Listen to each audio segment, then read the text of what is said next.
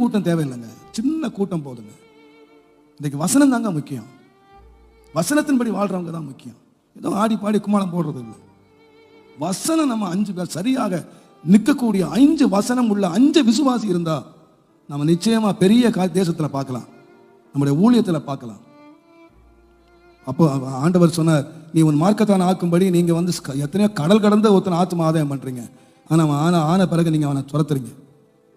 மோசேயினுடைய ஆசனத்தில் உட்கார்ந்து இருக்காங்க, அவங்க சொல்றதை கேளுங்க, அவங்க செய்யறபடி என்ன செய்திடாதீங்க.